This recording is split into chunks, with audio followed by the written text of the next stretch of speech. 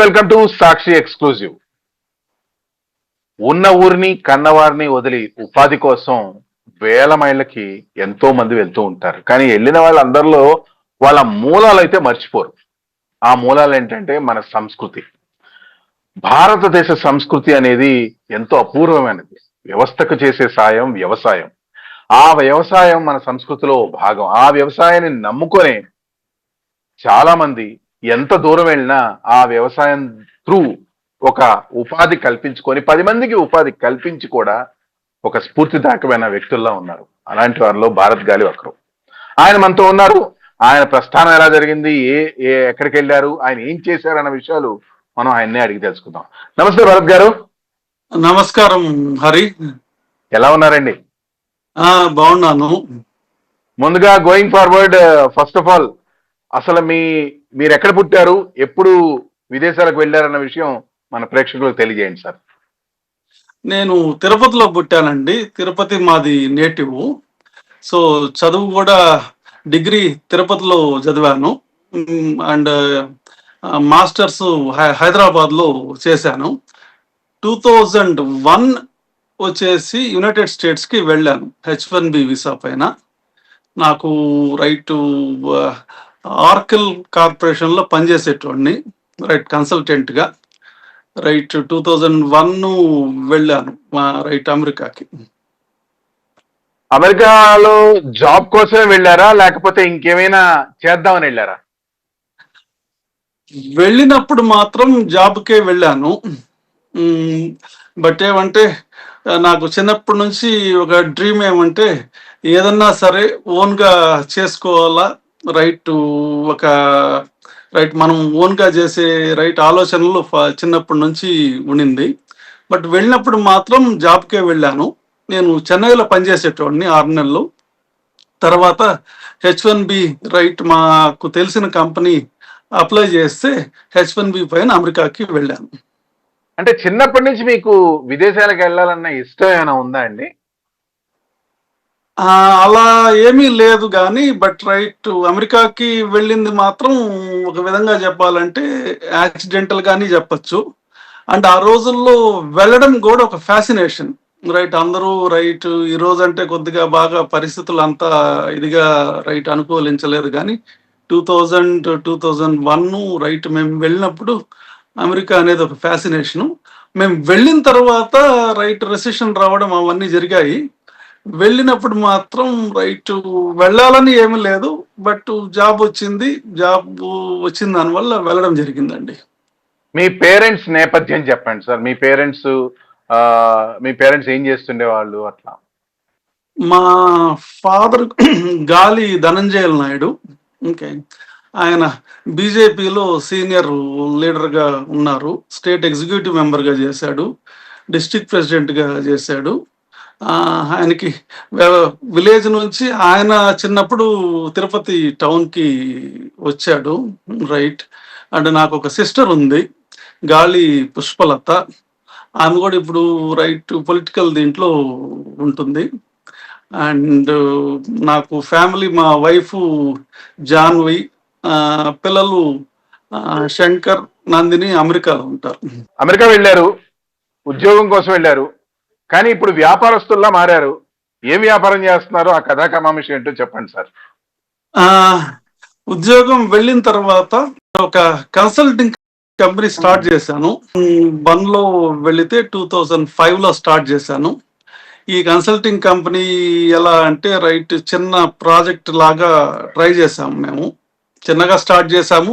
2005 నుంచి 2008 వరకు రైట్ ఏం పెద్దగా బిజినెస్ లేదు.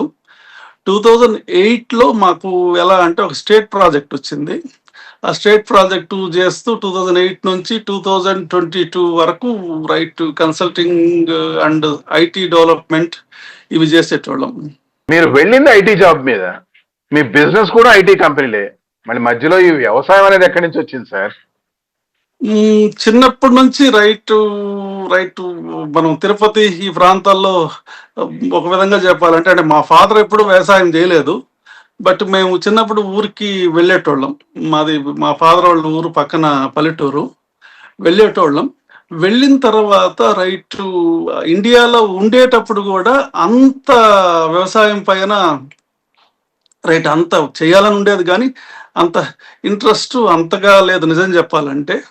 యుఎస్ వెళ్ళిన తర్వాత రైట్ మనకి ఆ వ్యవసాయం అనేది ఆ వీడియోలు చూడడం కానీ రైట్ ఫార్మింగ్ చేయడం కానీ దానిపైన రీసెర్చ్ చేసిన తర్వాత మాత్రం డెఫినెట్గా రైట్ లార్జ్ స్కేల్లో అమెరికాలో చేయాలని చెప్పి రైట్ స్టార్ట్ చేయడం. అమెరికాలో చేయాలంటే ఫ్లోరిడా లాంటి ప్లేసెస్లోనే రైట్ మన ఇండియన్కి సంబంధించినటివి కుదురుతాయి. సో రైట్ ఆ రీసెర్చ్ చేసి మళ్ళీ 2016 ఫ్లోరిడాకి మూవ్ అయ్యి అక్కడ కొద్దిగా ల్యాండ్ కొనిన తర్వాత రైట్ ఆడ చేయడం జరిగింది. మీరు ఫ్లోరిడాలో ఉంటారు, బానే ఉంది. మరి వేల మైళ్ళ దూరంలోని సెంట్రల్ అమెరికాలోని బెలీజ్ లో ఎందుకు? ఫ్లోరిడాలో కూడా ఒక రైట్ క్లైమేట్ వాతావరణం మన ఇండియన్ దీనికి 100% సరిపోదు. అది ఫ్లోరిడాలో ఎలా అంటే మీకు ఒక్కోసారి వెదరు సరిగ్గా లేకపోతే రైట్ ఫ్రాస్ట్ ఇవి వచ్చాయంటే రైట్ ఒక మొత్తం చెట్లు ఇవన్నీ చనిపోవడం జరిగింది.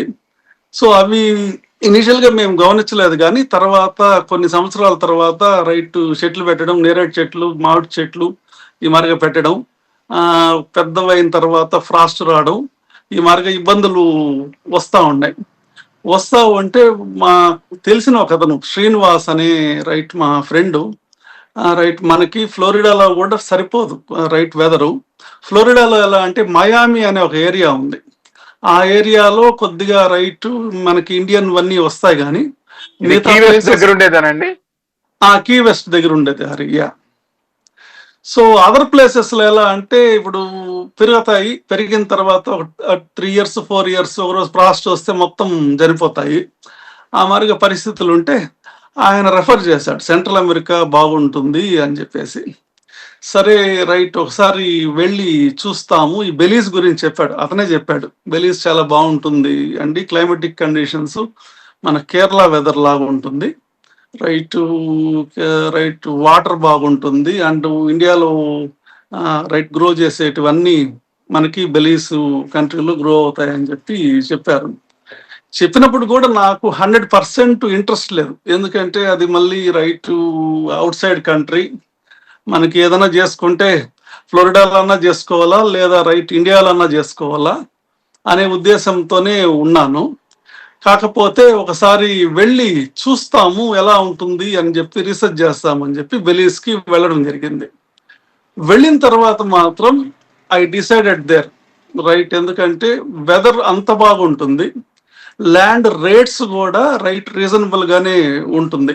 ఓకే, ఒక 5 లక్షల రూపాయలు పెడితే 1 ఎకరా ల్యాండ్ బెలీస్ లో కొనొచ్చు. అదే మనకి ఇండియాలో కావాలంటే అట్లీస్ట్ ఒక 20 లక్షలు 30 లక్షలు పెట్టందే ఈ రోజుల్లో 1 ఎకరా రాదు. సో అంత ల్యాండ్ ఒకే చోట అక్వైర్ చేయాలంటే కూడా ఇండియాలో ఇప్పుడు ఉండే పరిస్థితిలో చాలా కష్టము.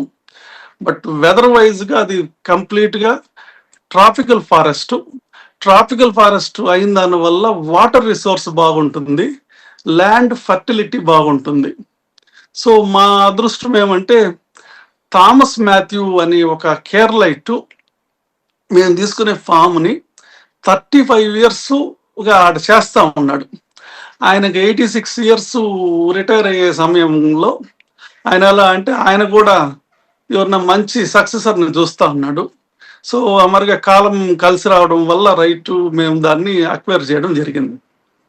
అసలు మీ ఫామ్ ప్రత్యేకతలు ఏంటండి? అసలు నిజంగా మీ ఫామ్ లో పండే మంచి క్వాలిటీ అయిన ఇది ఏంటి? ఫ్రూట్స్ ఏం వేసారు? బిగినింగ్ ఏం వేసారు, ఇప్పుడు ఏం వేస్తున్నారు? మెయిన్లీ స్పైసెస్ అండి. మనకి స్పైసెస్ వచ్చేసి ఇండియాలో రైట్ శ్రీలంకలో ఉంటాయి, మళ్ళీ కేరళలో ఉంటాయి. సో ఇప్పుడు అదర్ ప్లేసెస్ లో కూడా ఉన్నాయి స్పైసెస్ కానీ బట్ అంత బాగా రావు, ఈల్డ్ రాదు. ఈ బెలీస్ సదర్న్ బెలీస్, సౌత్ బెలీస్ లో మేము ఉండే ఏరియాలో రైట్ క్లైమేటిక్ కండిషన్స్ కానీ వాటర్ కండిషన్స్ కానీ ల్యాండ్ కండిషన్స్ కానీ కరెక్ట్గా exactly very good for spices. Main గా మా ఫామ్ లో ఉండేది సినానిమ్. మీరు ఓపెన్ గా చెప్పాలంటే మసాలా దినుసులు మసాలా అండి, మెయిన్ మసాలా అవి ఇవి ఉంటాయి. ఆ, అండ్ నాకు ఒక 6 సంవత్సరాల నుంచి 7 సంవత్సరాల నుంచి ఈ నేరేడు పండ్లు వైన్ చేయాలని చెప్పి ఒక ఎప్పటి నుంచో బాగా రీసెర్చ్ చేశాను. అది దానికి నేరేడు చెట్టు ఎలా అంటే హెల్త్ గా రీజన్స్ గా బాగుంటుంది.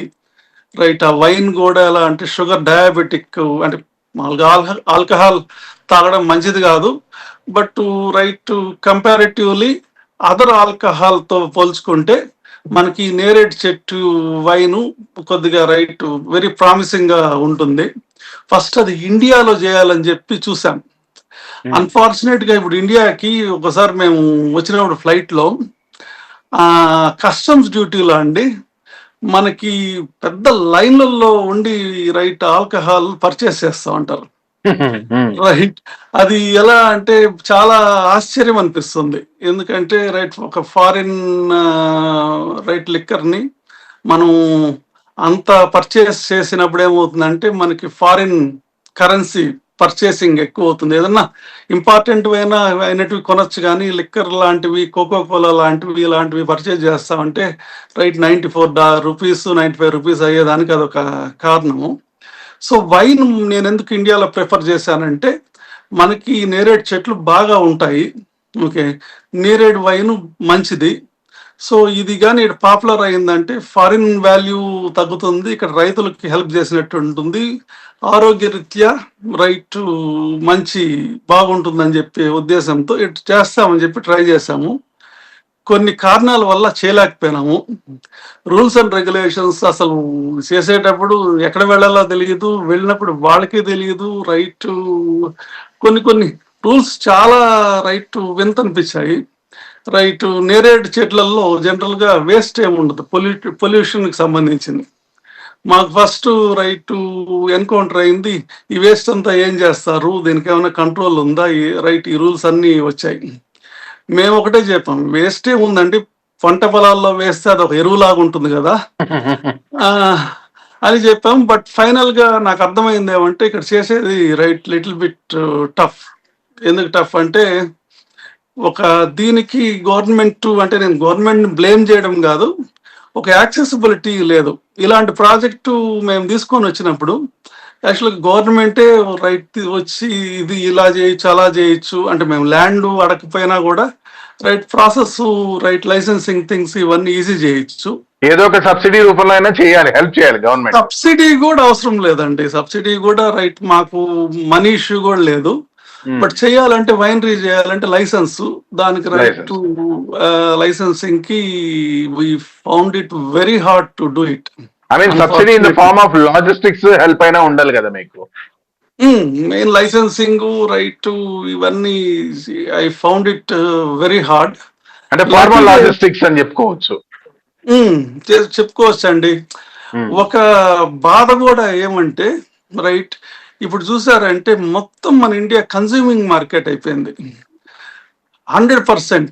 ఈడ 30 years 20 years ముందు పక్కన గాజుల మండేలో పూసలు చేసేటోళ్ళు, ఇప్పుడు పూసలు లేదు, ఏమీ లేదు. మోస్ట్లీ 5 ఏళ్లకి ఇద్దరు ఫారిన్ లో ఉంటా ఉన్నారు, మనీ వస్తా ఉంది. ఇంక్లూడింగ్ నా పరిస్థితి కూడా అంతే. వచ్చిన దాంట్లో ప్రొడక్షన్ లేదు. It is a very dangerous sign for country. ఎందుకంటే అంత కన్స్యూమింగ్ మార్కెట్, ప్రొడక్షన్ ఏమీ లేదు. లిక్కర్ ఫారిన్ నుంచి వస్తుంది, పెట్రోల్ ఫారిన్ నుంచి వస్తుంది, బండ్లు ఫారిన్ నుంచి వస్తాయి. Everything is coming from foreign money ఆగిపోయిందంటే పరిస్థితి ఏంది? ఓకే, మనం డెవలప్మెంట్ అనుకుంటా ఉన్నాము, ₹40 ఉన్న రూపీ ₹94 అయింది. సో ఇంకొక ₹10 పెరిగితే చాలా చాలా కష్టంగా ఉంటుంది. అంటే సామాన్యుడికి ఇంకా కష్టం అవుతుంది అని అంటున్నారు. ఇంకా కష్టం అవుతుంది, ఇంకా కష్టం. ఇప్పుడు మీరు చెప్పిన వైన్ అంటే జామున్ వైన్ గురించే కదా సార్ మీరు చెప్పింది? అవునండి. ఈ జామున్ వైన్ స్పెషాలిటీ ఏంటి సార్ అసలు? యాక్చువల్లీ దాన్ని ఎలా తయారు చేస్తారో కొంచెం క్లుప్తంగా చెప్పండి. ఏ వైన్ చేయాలన్నా ఒకే ప్రాసెస్ అండి. వైన్ లో షుగర్ ఉండాలా, షుగర్ ఉంటే ఏ వెజిటబుల్ అన్నా వేయచ్చు. ఫెర్మెంటేషన్ ప్రాసెస్ ఉంటుంది, ఫెర్మెంటేషన్ ప్రాసెస్ తర్వాత ప్యూరిఫికేషన్ ప్రాసెస్ ఉంటుంది. So wine right, jamun wine అన్నా సరే, గ్రేప్ వైన్ అన్నా సరే, రైట్ మన క్యాషూ వైన్ అన్నా సరే, ఇదే ప్రాసెస్ ఇదే ఉంటుంది. ప్యూరిఫికేషన్ అయిన తర్వాత బాట్లింగ్ చేస్తాం. So it's a very right, it's not that complicated process, but process ఇది. బట్ జామున్ వైన్ ప్రత్యేకత ఏమంటే, మీరు నెట్లో కూడా రీసెర్చ్ చేయండి. Jamun fruit itself it's very good for diabetes, very good for diabetes. And నేను రైట్ ఒక 25 years నుంచి టేస్ట్ చేసిన వైన్లలో this is the very best wine, jamun wine. ఎందుకంటే టేస్ట్ బాగుంటుంది, రైట్ ఫీలింగ్స్ బాగుంటాయి, హెల్త్ వైజ్ గా లిటిల్ బిట్ బెనిఫిట్. అండ్ నేరేడ్ చెట్లు ఈజీగా వస్తాయి. మన గ్రేప్స్ వేయాలంటే చాలా ఖర్చు పెట్టాలి. నేరేడ్ చెట్లు రైట్ మన క్లైమేట్ లో చాలా బాగా వస్తాయి, ఈజీగా పండుతాయి. సరే, ఈ ప్రొడక్షన్ ప్రపంచంలో మొత్తం నేరేడు చెట్టుకి సంబంధించిన వైన్ మీరే తయారు చేస్తున్నారా, ఇంకేమైనా ఉన్నాయా ఎక్కడైనా? లేదండి, ఉన్న ఇండియాలో రైట్, ఇండియా స్టార్ట్ చేశారు కానీ బట్ అంత లార్జ్ స్కేల్లో కాలేదు. ఓకే, ఎందుకంటే లార్జ్ స్కేల్లో కావాలంటే సప్లై కూడా ఉండాలా. ఫ్రూట్ నేను అనుకోవడం మనకి ఊరికే తినేదానికి ఉన్నాయి కానీ వైన్ చేసే అంత ప్రొడక్షన్ లేదు, లేదు. సరే, లేదు ఇప్పుడు ఇంకా. బెలీజ్ లో మీరు ఎన్ని ఏకర్స్ లో చేస్తున్నారు సార్ ఇది ఫార్మింగ్? సో బెలీస్ లో 500 acres అండి. బట్ జామున్ వైన్ వచ్చేసి మన ఫామ్ లో చెట్ల కన్నా అవుట్ సైడ్ మొత్తం బెలీస్ లో ఎక్కడ చూసినా జామున్ చెట్లు ఉంటాయి. అసలు వాళ్ళకి ఆ జామున్ రైట్ పండు యూస్ చేసేది కూడా తెలియదు. సో అది ఎలా అంటే రైట్ పండు కింద పడిపోయి వేస్ట్ గా ఉంటుంది. మేము ఇప్పుడు ఏం చేసామంటే ఆ పండుని లోకల్ ఫార్మర్స్ దగ్గర కలెక్ట్ చేస్తాను. ఓకే, సో వాళ్ళు ఏం చేస్తారంటే కేజీ 10 kgs 20 kgs తీసుకుంటాము, తీసుకొని ప్రాసెస్ చేస్తాను. ప్రాసెస్ చేసి సేల్స్ కూడా రైట్ పబ్లిక్ కి వెళ్ళట్లేదు, మా షాప్ లోనే సెల్ చేస్తాను ప్రస్తుతం. ఎందుకంటే దాంట్లో ఇంకా మాకు రైట్ దాన్ని పాజిటివ్ థింగ్స్ నెగిటివ్ థింగ్స్ తెలియదు, రీసెర్చ్ దీంట్లోనే ఉంది. దాంట్లో ఏమన్నా ఫ్లేవర్ యాడ్ చేయాలన్నా, విస్కాన్సిన్ యాడ్ చేయాలన్నా, ఆల్కహాల్ పర్సంటేజ్ ఇవన్నీ చూస్తున్నాము. సో ప్లాన్ ఏమంటే బాట్లింగ్ చేసి దేవుడి దయ వల్ల అంతా బాగుంటే 3-4 months లో అక్కడ పెద్దగా లాంచ్ చేయాలని చెప్పి బెలీస్ గవర్నమెంట్ రైట్ మినిస్టర్ లాంటి స్థాయి ఉన్న మనిషితో దాన్ని లాంచ్ చేయించాలని చెప్పేసి ప్లాన్ అండి. ఇదే ఫార్మింగ్ ఇప్పుడు ఇండియాలో కూడా ఏమైనా ప్రయత్నాలు స్టార్ట్ చేస్తున్నారా? జామును ఎందుకంటే అక్కడ ఫస్ట్ చేయాలని చెప్పేసి, ఆడ సక్సెస్ అయితే మాత్రం రైట్ మనకి ప్రూఫ్ ఉంటుంది. ప్రూఫ్ ఉంటే ఇక్కడ రైట్ ఇక్కడ గవర్నమెంట్తో మాట్లాడడం కానీ రైట్ ఇక్కడ రైట్ ఒకసారి చేసి సక్సెస్ అయితే మనకి ఒక కాన్ఫిడెన్స్ ఉంటుంది, ఇక్కడ చేసేదానికి ప్రయత్నించవచ్చు. ఆడ సక్సెస్ అయితే మాత్రం డెఫినెట్గా ఇక్కడ చేయాలని చెప్పేసి రైట్ ఆలోచన అయితే ఉందండి. సో ముందు మీరు ఈ వ్యవసాయాన్ని విదేశాల్లో ఒక రంగంగా ఎంచుకున్నప్పుడు మీకు ఏమైనా ఒడిదుడుకులు అట్లాంటివి ఏమైనా కలిగే, ఒత్తిడి ఏమైనా ఫీల్ అయ్యారా? బెలీస్ లో లేదండి, బెలీస్ లో అసలు లేదు. బెలీస్ పాపులేషన్ ఒక 500,000 ఉంటారు, 5 lakh people total population. Total population. మనకి కంట్రీ సైజ్ కూడా ఎలా అంటే ఒక 4 districts ఎంత ఉంటుందో అంత ఉంటుంది. హైదరాబాద్ ఎంత ఉంటుందా? మన Chittoor, Kadapa, Kurnool, right Anantapur area wise అంత ఉంటుంది. ఇంకా 5 లక్షల పాపులేషన్ అంటే మీకు చెప్పాల్సిన అవసరం ಇಲ್ಲ, తిరుపతి పాపులేషన్ కన్నా తక్కువే అది. అవునవును. సో ఓకే, ఇప్పుడు మీరు వెళ్ళారు, అక్కడంతా బాగా చేశారు సార్. ఇప్పుడు ఒడిదుడుకులు ఏం లేవన్నారు. బెలీజ్ లో మీకు అగ్రికల్చర్ సపోర్ట్ ఎలా ఉంది సార్ యాక్చువల్లీ? మనకి మీకు లేబర్ రేట్స్ చెప్తానండి. సో అమెరికాలో ఒక రైట్ లేబర్ కి మనం అదే ఎవరన్నా మనం హైర్ చేయాలంటే గంటకి $12 నుంచి $15 అవుతుంది. ఓకే, సో అంటే ఆ లెక్క ప్రకారం రోజుకి రైట్ దగ్గర దగ్గర $70-80, $70-80 అంటే ఒక రైట్ 8,000 రూపాయల నుంచి 10,000 రూపాయలు పర్ డే పే చేయాల్సి ఉంటుంది. అంటే రోజుకు ఒక కూలీ ఖర్చు 10,000 రూపాయలు.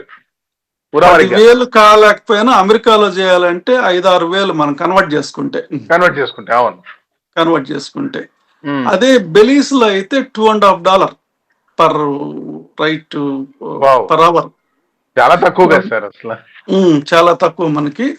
అంటే అంతా వేసుకుంటే 8 గంటలు వేసుకుంటే కూడా 16 అంటే రైట్ 2000 వరకు ఉంటుంది. 2000 3000 అంటే ఇండియాతో పోల్చుకుంటే మీకు 4-5 టైమ్స్ ఉంటుంది. అండ్ వర్క్ యాటిట్యూడ్ కూడా పర్వాలేదు, బాగానే ఉంటుంది. ఓహో అని చెప్పను కానీ రైట్ పర్వాలేదు.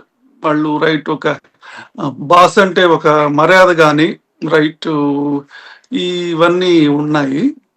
బెలీస్ కంపారిటివ్లీ అమెరికాతో పోల్చుకుంటే బెటరు. ఇండియాలో చేయాలంటే ప్రాబ్లం ఏమంటే land problem, water problem. Right land అంత హైలో అక్వైర్ చేయాలంటే కొద్దిగా ఎక్కువ డబ్బులు అవసరం ఉంటుంది. పండించడానికి భూమి ఉంది, దున్నడానికి కూలీ దొరికాడు. మరి ఎక్స్ట్రీమ్ వెదర్ కండిషన్స్ పరిస్థితి ఏంటి సార్? వాతావరణ పరిస్థితులు అక్కడ వెదర్ ఎలా అనుకూలిస్తాయి? కండిషన్స్ చాలా బాగుంటుందండి. నేను నా లైఫ్ లో అంత రైన్ ఫాల్ ఎప్పుడు చూడలేదు. అది కంప్లీట్ గా మీకు ఫారెస్ట్ ఏరియా లాగా ఉంటుంది. మేము ఉండే ప్రాంతం అయితే ఆ చిరపుంజి ఫారెస్ట్ ఉంది చూడండి ఇండియాలో, అదేలేండి. ఆ టైప్ లో ఉంటుంది. సో మేము మోస్ట్లీ గ్రౌండ్ వాటర్ యూస్ చేయం అక్కడ. Mostly cool. చిన్నప్పుడు చెట్లు ఉండేటప్పుడు ఏదన్నా చేస్తారు తప్పనిచ్చి, ఒక స్థాయికి వచ్చిన చెట్లకి నాకు తెలిసి ఎరువు వేసేది ఉండదు, గ్రౌండ్ వాటర్ యూస్ చేసేదానికి ఉండదు. మొత్తం బయట పై నుంచి పడే వాటరే. ఆ పైనుంచి పడే వాటర్ మీకు రెయిన్ వాటర్ ఎలా అంటే బాగా ఫర్టైల్ గా ఉంటుంది. Okay. మామూలు నీళ్లు మీరు మామూలుగా పట్టే వాటర్ కి రైతు వాన నీళ్ళకి చాలా తేడా ఉంటుంది చెట్టు పెరిగే విధానంలో. సార్, ఇప్పుడు అమెరికాకు వచ్చే యువతకి ఒక ఆంటర్ప్రెన్యూర్ గా, సక్సెస్ఫుల్ ఆంటర్ప్రెన్యూర్ గా, అందులో మన సంస్కృతి దగ్గరగా వ్యవసాయదారుడిగా మీరిచ్చే సూచనలు, సలహాలు ఏంటి సార్? మోస్ట్లీ మనోళ్ళు వచ్చేది ఐటీ పైన వస్తారండి. ఓకే, మనం అమెరికాకి రావాలంటే రైట్ అదే స్టూడెంట్ గా వస్తారు. స్టూడెంట్ ఇన్ ద సెన్స్ ఐటీనే మెయిన్. సో వచ్చిన తర్వాత ఎలా అంటే స్టూడెంట్స్ ఏం చేస్తారంటే 2 years కోర్స్ ఉంటుంది. ఆ 2 years కోర్స్ లో ఐటీకి సంబంధించింది పెద్ద నేర్చుకునేది చేయరు. ప్రాబ్లం అక్కడే వస్తా ఉంది. ఆ 2 years లో రైట్ అంటే డెఫినెట్ గా మనం బయట పని చేసేదానికి తప్పని చెప్పను. ఎందుకంటే డబ్బులు ఉండవు, పని చేయాలా. పని చేస్తా పాటు సబ్జెక్టు నేర్చుకోవాలా. సో మనకి H1B పైన వచ్చిన వాళ్ళ పరిస్థితి ఏమంటే వాళ్ళు ఇక్కడ పనిచేసి ఉంటారు. TCS కానీ ఇన్ఫోసిస్ కానీ పనిచేసి వాళ్ళకి వర్క్ ఎక్స్పీరియన్స్ ఉంటుంది. వాళ్ళు పెద్దగా ప్రాబ్లమ్స్ ఫేస్ చేయరు. ఈ స్టూడెంట్స్ వచ్చిన వాళ్ళకే ప్రాబ్లమ్స్ ఉంటుంది. ఎందుకంటే చదువుకునే సమయంలో సరిగ్గా రైట్ చదువుకోరు. అయిన తర్వాత జాబ్ రావాలంటే సబ్జెక్ట్ తెలిసి ఉండాలా. సో నా సజెషన్ ఏమంటే వచ్చిన వెంటనే రైట్ కెరికులంతో పాటు నేర్చుకోవాలా. నేర్చుకొని రైట్ ఇది చేయాలా. అది నా మెయిన్ సజెషన్ అండి. భరత్ గారు, మీ కృషి స్ఫూర్తిదాయకం. నిజంగా చెప్పాలంటే పాతకాలంలో మనకి స్వాతంత్రం రాకముందు తెల్లవాళ్ళు మన భారతదేశానికి మసాలా దినుసులు అమ్ముకొని వచ్చి మన స్వాతంత్రం లాగేసుకున్నారు. అలాగే మీరు కూడా తెల్లవాళ్ళ స్వాతంత్రాన్ని లాగేసుకోవాలని జస్ట్ జోక్ గా చెప్తున్నాను. నిజంగా మీరు సక్సెస్ఫుల్ ఎంటర్‌ప్రెన్యూర్ అవ్వాలని, అలాగే ఇండియాకు కూడా వచ్చి ఇండియాలో చాలా మందికి ఉపాధి ఇవ్వాలని మనసారా కోరుకుంటున్నాను భరత్ గారు. Thank you. Thanks a lot.